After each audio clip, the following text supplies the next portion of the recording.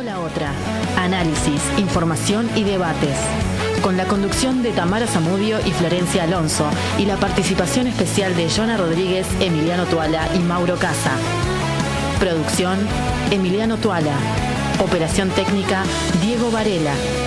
Te digo la otra. La política dicha desde otro lugar.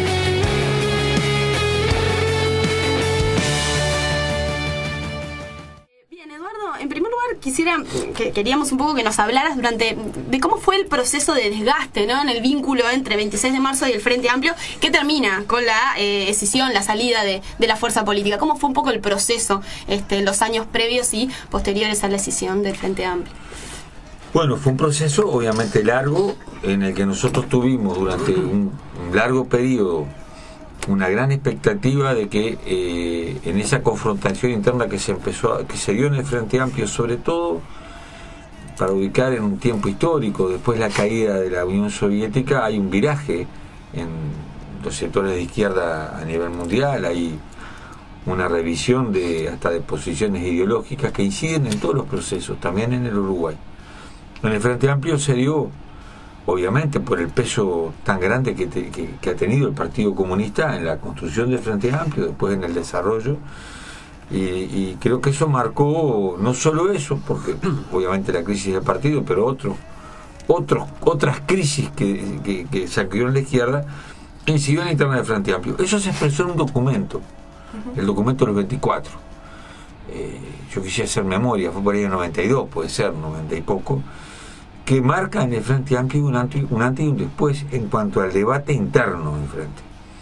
Y arranca un proceso que se llamó de actualización ideológica, que nosotros podíamos calificar de lavado ideológico, o de cambio de ideología en lo que era la posición dominante del Frente Amplio, que siempre tuvo posiciones contradictorias.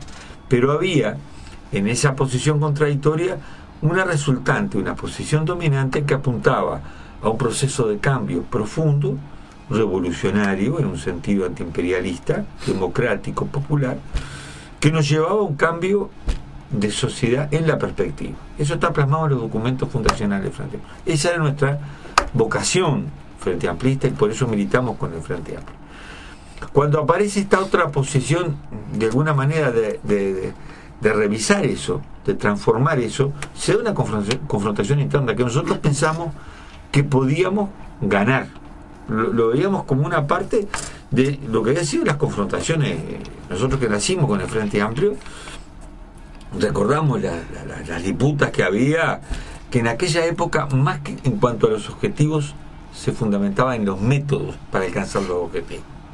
Si era por la acumulación pacífica, si era por la combinación de la vía pacífica a la violenta, pero todos estábamos convencidos que había que llegar al socialismo. Después eso fue cambiando y ya la discusión fue en torno a los objetivos. ¿Hay que llegar al socialismo? ¿Es posible hacerlo? ¿O hay que empezar a adecuarse a este modelo vigente y, como ha dicho alguna vez Mujica, humanizar el rostro del capitalismo? Ese debate se fue dando. Nosotros sentimos que lo estábamos perdiendo cuando Tabaré Vázquez, un par de meses antes de ganar las elecciones, nombra a Danilo Astori ministro de Economía a las puertas del Fondo Monetario Internacional. Yo pondría allí, tal vez nos dimos cuenta un poco tarde, pero tomamos conciencia en ese momento, porque en un análisis histórico podríamos decir, bueno, cuando la crisis del 2002, hoy, y el documento de ruptura del 26 de marzo con el Frente Amplio, coloca la posición del Frente con respecto a la crisis como ese punto de inflexión histórico en el que el Frente Amplio dijo al sistema financiero: muchachos, estamos a sus órdenes. ¿Qué proponían ustedes? Proponíamos en ese momento promover la caída de Valle, sacar la gente a la calle, elecciones anticipadas las ganábamos por robo, y a partir de eso ganar las elecciones con pueblo movilizado cambia la situación. ¿Quiénes los acompañaban ahí en la interna del Frente? La verdad que no me acuerdo. ¿Pero tenían algún partido? ¿Algún sector o figuras? No, había a nivel de los frente amplistas de base y en los partidos había opiniones contradictorias, ¿no? Pero sobre todo en el movimiento Frente Amplio esta posición tenía mucha fuerza. Pero hay una conjunción de una parte de la cúpula sindical, recordemos el paro patriótico de los bancarios, que evitó que la gente sacara el dinero de los bancos y que se lo llevaban los bancos. O sea, no se lo llevó la gente, se lo llevaban los banqueros. Y a partir de eso, yo recuerdo una conferencia de prensa. Yo en ese momento era el presidente de la Comisión de Propaganda del Frente Amplio, estaba en el equipo de Dr. Vázquez, ¿no? El equipo de presidencia, y preparamos una conferencia en el Palacio Legislativo a la que llegamos con mucha expectativa. Nosotros con la idea que el Dr. Vázquez iba a plantear muchachos en la calle, y la otra gente que ya tenía la aposta venía con otra expectativa, y obviamente se consolidó la expectativa de la otra gente. Tengo que reconocer, en ese momento, aunque sentimos que habíamos perdido una pulseada, no comprendimos la magnitud de aquello. Lo vimos cuando ya Danilo Astori, que fue digamos la punta de lanza de toda esa propuesta, de acordar con el sistema financiero, de salvar a los banqueros, de que la crisis la pagaran los trabajadores. Fue terrible la crisis del 2002. Yo escucho a veces en el Parlamento, y ahí están todos los demás partidos de acuerdo, de qué manera ejemplar los partidos políticos encontraron la salida de la crisis del 2002. Y recordemos a Danilo Astori, a José Mujica, hablando de las bondades de Achugarri. Y yo no sé, no quiero, tal vez Achugarri como persona fue una magnífica persona. Ahora, desde el punto de vista de los intereses que defendió Achugarri, Jorge Valle, Danilo Astori, la cúpula del Frente Amplio y la cúpula del movimiento sindical, fue los intereses de los banqueros. Ahí se suicidó gente, los trabajadores perdieron el 50% de su salario, la gente perdió las casas, la gente murió de hambre, la gente comió pasto. Y ese, yo diría, analizado en el contexto, en una mirada, en una visión histórica, yo creo que fue allí el punto de inflexión definitivo del Frente Amplio, que nos dejó este Frente Amplio. A partir de ahí, bueno, se procesó disputa, después el Frente Amplio gana el gobierno, renueva nuestra esperanza, pensamos, bueno, ahora nosotros el gobierno, la gente en la calle, y empezaron las frustraciones. Yo creo que en el primer plenario, la primera mesa política de frente que hizo el Frente Amplio, yo ahí ya no estaba como presidente de la Comisión de Propaganda, era delegado el 26 en la mesa política, no había asumido Vázquez, estaba en el hotel presidente, y firma y en una charla con el doctor Valle, que lo llama Valle y le pregunta, doctor Vázquez, tengo para firmar el permiso de Botnia en aquel momento. ¿Qué hago? Fírmelo, le dijo Vázquez. Y en la mesa política le preguntamos al doctor Vázquez, le decíamos a Tabaré, ¿por qué dimos el aval a esto? Y dijo el doctor Vázquez en la mesa política, debe estar las actas. Bueno, lo que pasa que si no hacíamos eso nos poníamos a un juicio con Finlandia. Pero esto es parte de la herencia maldita. Claro, después vino UPM, después vino Monte del Plata, después, o sea, la pusieron a interés y multiplicaron esa herencia maldita voluntariamente. Entonces, ahí empiezan los desencuentros cada día mayores, con Danilo Astori en el Ministerio de Economía era permanente, y después ya se suceden cosas, el decreto del 20 de mayo, echando por tierra el referéndum que hemos ganado con el tema del agua. El sostenimiento de la ley de impunidad, que lo reclamamos en un plenario, le dijimos, nos convocás y hay 1 millón en la calle, ¿cuál es el drama? Pero bueno, no se dio. Y después la invitación a Bush, ahí ya quiebre tras quiebre, ese seguro, fue. Ahí ya. Y había en la militancia nuestra, nosotros, este proceso de ruptura no fue que la dirección se juntó y dijimos rompemos, fue un largo proceso de debate, de consulta, localidad por localidad, departamento por departamento, y en un encuentro nacional unánimemente, no me acuerdo si fueron 250 compañeros delegados, aprobamos la ruptura con el Frente. Bien. ¿Hubo algún sector o sectores del Frente Amplio que trataron, digamos, en ese periodo de que se mantuvieran dentro del Frente? Pues sabes que tuvimos algunos encuentros de gente que nos decía, che, ¿dónde van? En ese momento, y también con análisis retrospectivo, me parece que estaban deseando que no fueran. Porque éramos realmente una molestia en el cuestionamiento, porque es muy difícil, en un cambio tan abrupto, que cuando viene el equipo económico a plantear que había firmado la carta de intención con el Fondo Monetario Internacional, vos cuestionaras duramente eso, pero no porque se te ocurría con tu historia y la historia común de todo lo demás, y todo lo demás decían que estaba bien. No debe ser bueno eso, no debe ser lindo eso. Entonces éramos molestos. Y ahí nos vaticinaron, me acuerdo, el presidente, el ingeniero Roberto, nos vaticinó 3 meses de vida, y que quien se iba del frente moría. Y creo que la tosudez propia de la izquierda, y en este caso de nosotros como 26, y de todos los compañeros con los que estuvimos juntos, acá tenemos que poner un nombre sobre la mesa, que hace historia, Helio Sartú, que fue compañero de esas vicisitudes. Incluso el último congreso del Frente Amplio en el que estuvimos junto con Sartú, y viví la violencia de que se le prohibiera hacer uso de la palabra a Sartú para fundamentar una moción contraria que estábamos presentando nosotros al balance que hacían de la gestión del gobierno. No nos dejaron presentar la moción y no lo dejaron argumentar a Sartú, y ahí sí, viste, fue eso, Ush y chau. En la interna de hoy del Frente Amplio hay 2 corrientes que podemos decir son fuertes. Una es el Grupo de los 8 y otra es el astorismo. En esa puja, ¿no encontrás ninguna diferencia? ¿Los igualás? ¿Crees que no queda nada de izquierda en el Frente? Yo creo que en el Frente quedan miles de militantes de izquierda. Y si una falta de respeto, pero no es que quedan, los conozco. Yo milité, ¿cuántos fueron? 35 años en el Frente Amplio. Además recorrí el país con el Frente Amplio. Me encuentro con compañeros que me abrazan, y lo siento, compañeros de izquierda. Creo que hay algunos dirigentes que ocupan cargos medios de responsabilidad que se sienten de izquierda. ¿Para qué pasa? Cuando vos llegás a determinado nivel de responsabilidad, podés decirte de izquierda, podés sentirte de izquierda, pero esto no es decir ni sentirte, hay que actuar como la izquierda. Entonces, ayer tuvimos una interpelación al ministro Huidobro, que duró horas. La promovió Jaime Trogo, un hombre incuestionado de la derecha, se asume como derecha. Pero el tema en cuestión era muy claro.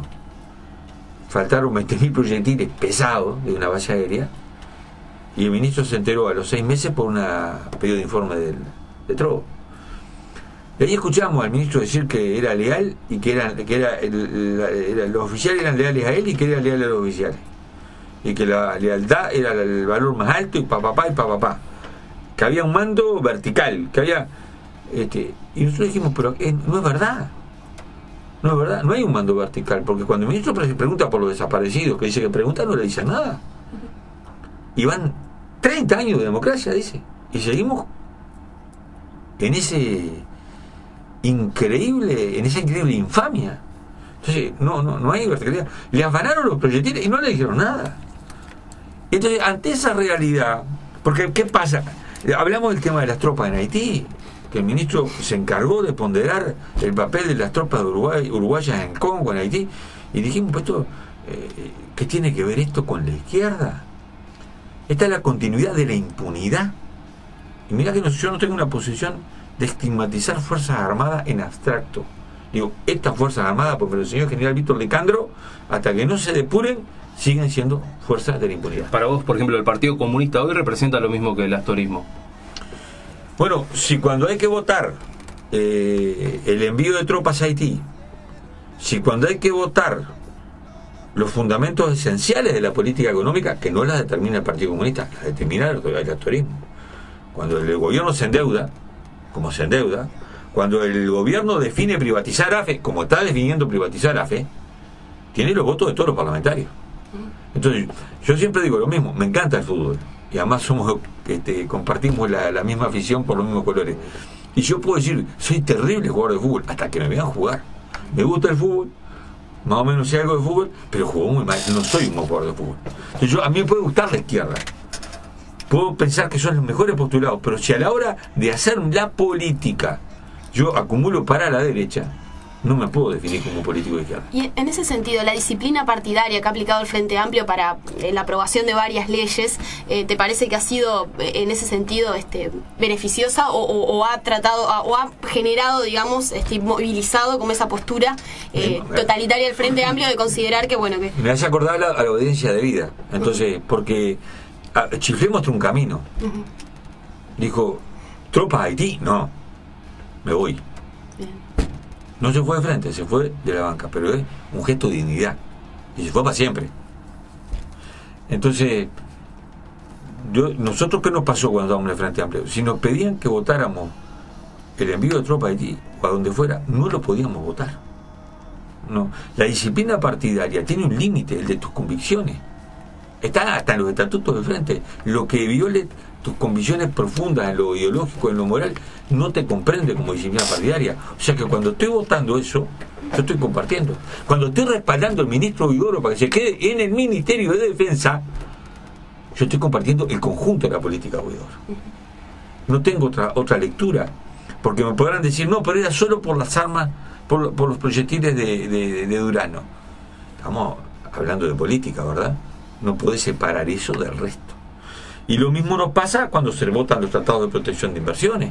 Ahora hay una buena corriente y sana corriente contraria al TISA, ¿no? Tratado nefasto. Y yo pregunto, ¿y el TIFA? Se le pasó por abajo el moño. El TIFA está vigente, lo votó el Parlamento, lo votó todo el Frente Amplio. Tratado de protección de inversiones con Estados Unidos. ¿Se acuerdan dónde lo firmó el doctor Vázquez con Gargano? La cumbre de Mar del Plata. Cuando toda América Latina, con Chávez a la cabeza, estaba diciéndole no al ALCA, en el sótano del hotel estaban firmando un tratado. Entre bambalinas. Entre bambalinas. ¿Y dónde? Y es terrible, miren que lo del TISA es terrible, pero esto otro también es terrible. Es lo que después te dicen, mirá, no podemos decirle que no, porque nos hacen un juicio y nos llevan al CIAD y nos matan. Entonces, yo creo que hay gente de izquierda en el Frente Amplio y que están al tiempo de recuperar esa identidad. Ahora, con este proyecto vigente no es posible. No hay un gobierno en disputa. Explíqueme dónde está la disputa del gobierno. Porque si me muestran una que le hayan ganado, entonces podría reconocerlo. Eduardo, vos fuiste colaborador y muy cercano a Tabaré Vázquez, ¿no? Muchos años. Exacto. Y esto que decías recién de quiero jugar al fútbol, pero después hay que ver si logro jugarlo. ¿Tabaré Vázquez quería jugar de izquierda? ¿Qué pasó con Tabaré Vázquez, según tu análisis? ¿Siempre pensó igual y ahora cuando llegó al poder cambió de opinión? Mirá, me lo han preguntado, me lo pregunté muchísimas veces, primero. No solo de Tabaré Vázquez, porque la verdad que compartimos kilómetros de ruta con mucha gente, ¿no? Compartimos angustia, alegría. Te puedo decir, cuando vimos crecer las caravanas en el interior, los actos en el interior, fue una gesta de la que no me arrepiento de haberla vivido, porque aprendí muchísimo. Y en última instancia, yo a cada lugar que voy y vuelvo y me encuentro con la gente, me encuentran diciendo y pensando lo mismo. Capaz que es un defecto, pero hay una historia de la que me hago cargo y digo, esto está bueno. ¿Qué le pasó al doctor Vázquez? No fue nunca de izquierda. En las charlas que teníamos y en las cuestiones que se definieron, uno podía pensar, no es un tipo de izquierda, como se decía en aquella época, radical, pero un hombre de izquierda. Digo, cosas que nos fundamentan. Cuando en el Frente Amplio se plantea el tema del plebiscito por ANCAP, había una corriente muy fuerte para no defender ANCAP. El otro día se lo recordó otro en un debate parlamentario. Cuando la calle plantea la ley de asociación de las empresas públicas con los privados y ANCAP como punta de lanza, fueron a negociar Astori, Rubio, no recuerdo quién era el otro, pero de Astori y de Rubio me acuerdo, y vinieron a fundamentar la propuesta del gobierno. Recuerdo una frase de Mujica, no vamos a ponernos a defender Fierro Viejo. ¿Y saben quién definió en la mesa política? Veníamos a perder, estábamos la verdad que bastante picadita la mesa política. ¿Y quién definió la mesa política? Tabaré Vázquez.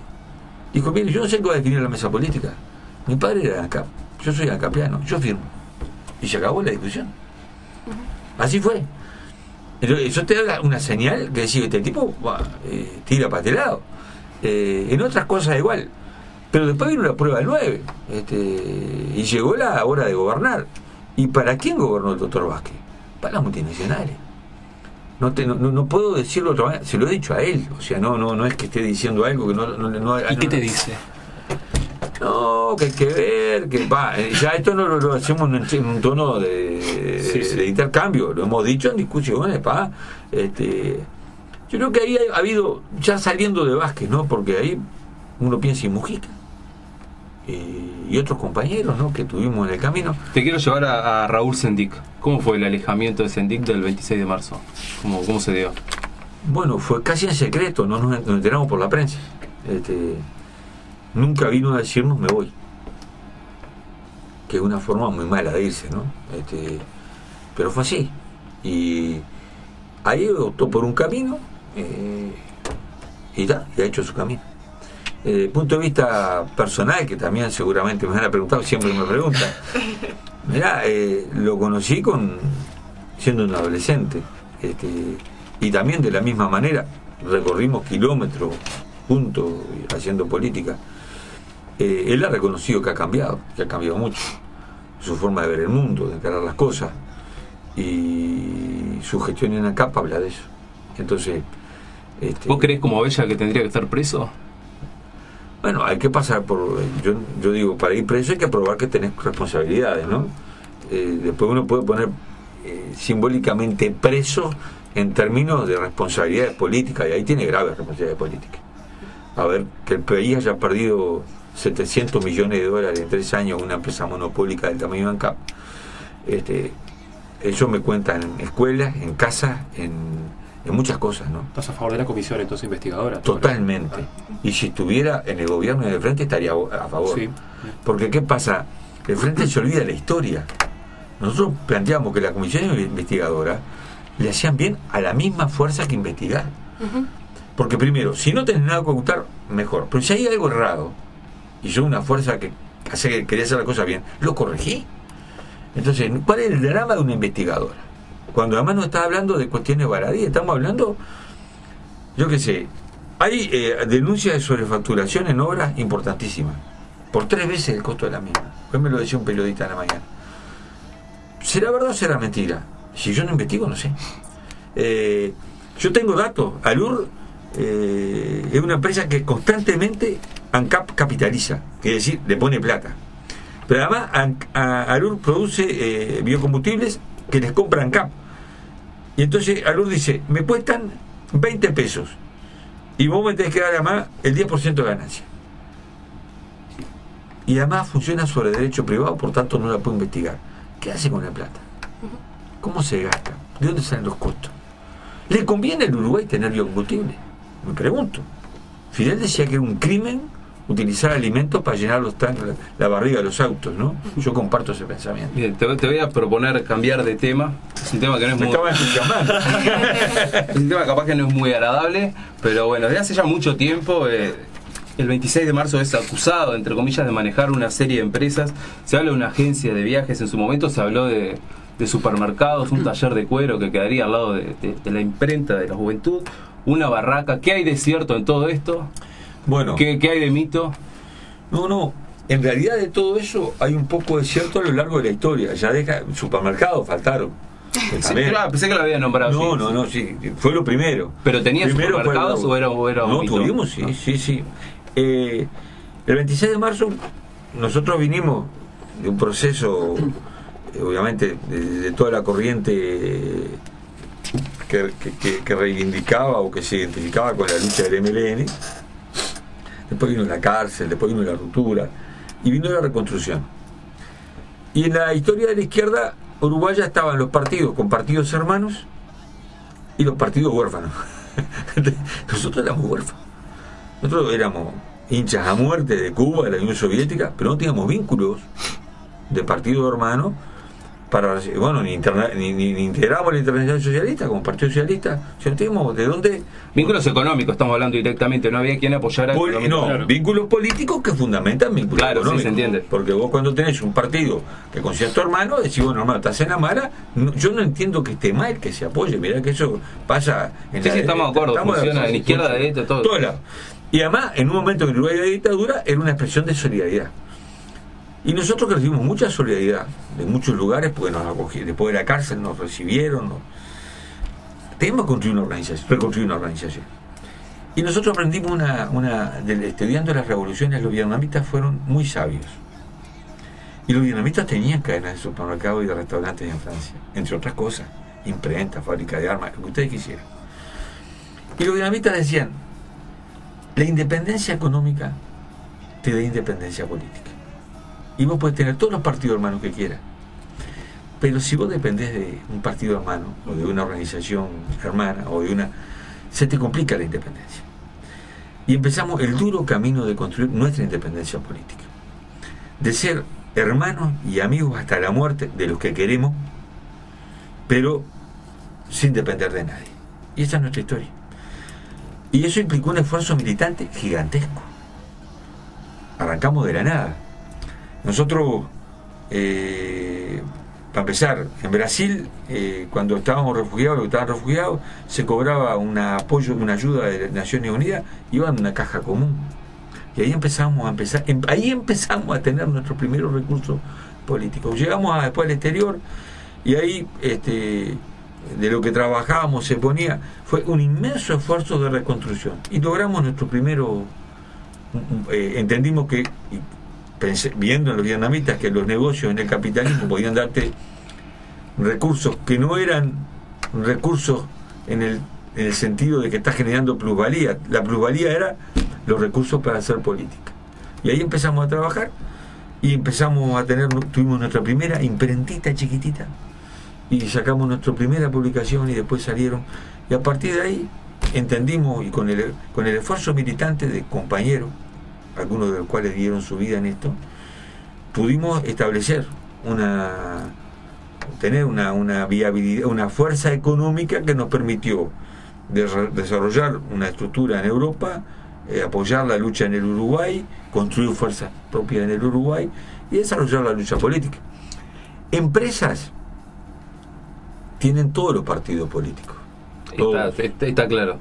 Los dirigentes políticos más importantes, si no las tienen ellos directamente, las tiene alguien cerca. No digo que sean, no, puede haber dirigentes que sean empresarios además, porque decir, sí. Hay partidos, en particular en la izquierda, bueno, fue histórico el Partido Comunista en el Uruguay, no sé ahora, no lo conozco, pero la historia, y además me parece espectacular esa historia, ¿no? No me parece mala. El Partido Socialista también tuvo sus incursiones por allí, el viejo MLN, todo eso está escrito. Y en los emprendimientos de ustedes no está mal. ¿Qué pasó? Que no siguieron, no funcionaron. No, pero eso es claro. No es que nosotros, el objetivo nuestro no son los emprendimientos, el objetivo nuestro es la política. Y una cosa va superando la otra. Y de repente hay cosas que fueron válidas en un momento y dejan de ser válidas, y en otro momento hay cosas que muestran mayor validez y tienen mayor validez. Hoy nosotros tenemos tenemos la radio, tenemos otros medios, tenemos un ingreso por la banca parlamentaria. Este legislador cobra 30.000 pesos por mes. El resto es actividad partidaria, y eso nos da también las empresas que tendrían hoy serían la radio, por decirlo de una manera, y la imprenta, si es que la radio se puede considerar una empresa. Serían malas empresas, pero se sostienen y se sustentan. Yo puedo dar fe que una vez fui a la radio, a la 36, hace ya algunos años, y vos, no sé si querés que cuente esto, pero una vez para validar lo que él está diciendo, tuviste que llamar con una tarjeta de Antel porque estaba cortado el teléfono. Sí. Bueno, o sea, que a nosotros, en realidad, una radio es negocio o puede sustentarse cuando tiene publicidad. Y nosotros contratamos espacios, ¿no? Y eso nos da, nos da sustentabilidad y ha ayudado mucho, y de la misma manera la venta al diario y otros elementos. Pero nos pasó una cosa muy grave. Con los blancos y los colorados éramos totalmente discriminados en la publicidad oficial. Pero teníamos. O sea, los demás tenían 10 y nosotros teníamos 0,5. Pero teníamos. Después que rompimos con el Frente Amplio, nos ha tocado la censura y la clausura más grande. No hemos tenido nada. Mira. Algún canje, dice Antel o de eso, que ahora se va a borrar, pero fue brutal. Como quien dice, un bloqueo. Tenemos entendido que la radio y el diario se sostienen gracias al trabajo de los militantes, pero contratando también a algunos trabajadores que no serían militantes. En estas empresas se los ha acusado de pagar por debajo del laudo o de perseguir trabajadores sindicalizados. Esto es así. Hay un caso concreto que obviamente conocerás, que es el de Loreley Sí. Corvo. Absolutamente ¿Qué? falso. Si me permitís para contarle a la Sí. audiencia, ella dice que es perseguida por sindicalizarse. Absolutamente falso. En los trabajadores que están en los emprendimientos del 26 y trabajan, cobran el laudo o por encima del laudo. ¿No es verdad eso de que cobran una mesada? No, que- esos son los militantes nuestros. Esos que voluntariamente trabajan en lugares para que eso viva como expresión de una fuerza política. Y nadie le puede negar el derecho a un militante a militar. Entonces, cuando un militante dedica todo su día a militar, hay que retribuirlo de alguna manera. Si esa persona un día entiende que ya cumplió su etapa y pasa a buscar un trabajo de otras condiciones, es lo que pasa normalmente. Pero hay compañeros que militan hace años porque es su vocación y me parece noble, altruista, y es la tradición de la vieja izquierda.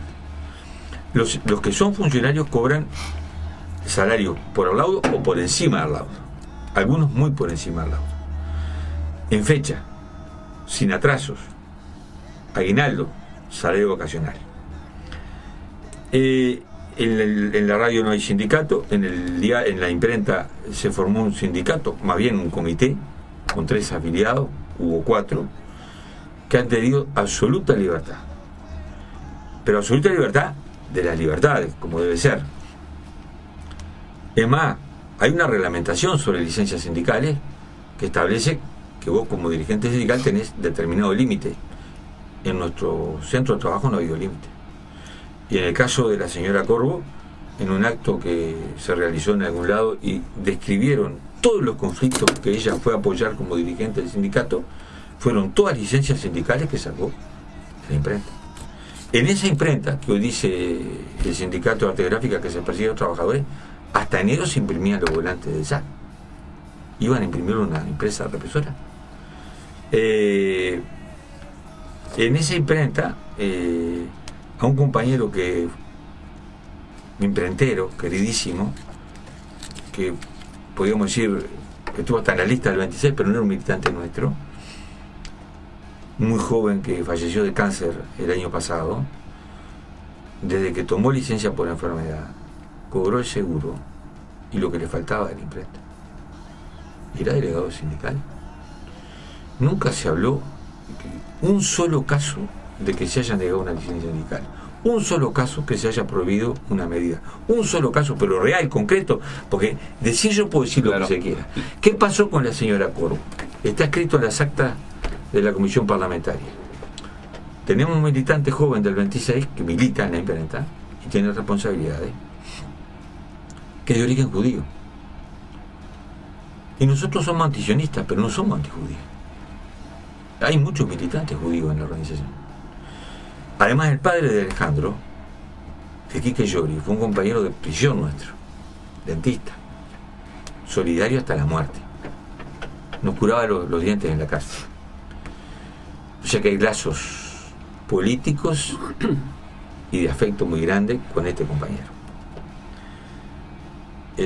A la señora Corvo en determinado momento no le molestaba a la gente del 26, después le molestaba, pero eso es un problema de ella, no tiene que ver con que esté o no esté. En determinado momento la función que ella cumplía en la imprenta dejó de tener esa función, se le consiguió otro lugar, después volvió a estar. No voy a hacer larga la historia, pero ¿qué es lo que motiva este conflicto? Que cuando en un lugar de la imprenta entra Alejandro, había otro compañero y estaba esta señora, y le ofrecen un mate y lo toma, esta señora a los gritos dice: ¿cómo le vas a dar un mate a este judío de mierda? O todos los adjetivos que vos quieras sumarle a la palabra judío, incluyendo discriminación por orientación sexual, todos involucraron esa reacción, que se mantuvo, se siguió. Voy a tener que lavar la bombilla, papá, este alcahuete de la patronal. Alcahuete de la patronal, militante del 26. Entonces, esta es una actitud muy grave. que no tiene que ver ni con las libertades sindicales, ni con el gremio, tiene que ver con aspectos fundamentales de relaciones humanas entre trabajadores y tiene que ver con aspectos muy sentidos en cuanto a la lucha contra la discriminación. Sí, ella lo que argumenta es que no se les permite sindicalizarse a los trabajadores que son militantes. No, es mentira. ¿Pero cómo puede decir eso? Que son militantes y no te puedes sindicalizar. Pero eso no sé de dónde lo sacó. Es más, hay otros trabajadores que no son militantes y no están sindicalizados. Ni los obligamos ni les prohibimos. De la libertad sindical que ha habido en esa imprenta, si hay un testigo privilegiado, es esta señora. Es más, se puede leer las actas de juzgado, a donde fueron otros testigos que no son militantes y trabajadores. No hay una palabra que hable de represión sindical. Pero la justicia ordenó que ella podía volver a su lugar de trabajo. El juez, en primera instancia, falló a favor de la imprenta. O sea, ellos no acataron la resolución del juez y recurrieron. Ese tribunal de alzada falló a favor de la señora Corvo. Y nosotros legalmente recurrimos y estamos al último fallo. O sea, fallaron a favor nuestro, no aceptaron y tienen el derecho. Está en la legislación. Recurrieron, ganaron. Ahora recurrimos y con lo que diga la justicia. Bien, así que el proceso judicial sigue todavía. Estamos, sí, no sé, la verdad no tengo idea de los plazos más. Me enteré sobre todo de todos estos detalles a partir de la versión parlamentaria, porque obviamente en mi actividad no estoy hoy vinculado a esto, pero sí conozco a todos los sectores, conozco la imprenta y nosotros podemos andar pero con tremenda tranquilidad. Además, nuestros compañeros dirigentes sindicales, militantes sindicales, deberían haberse cuestionado duramente esto. Pero bueno, está explicado.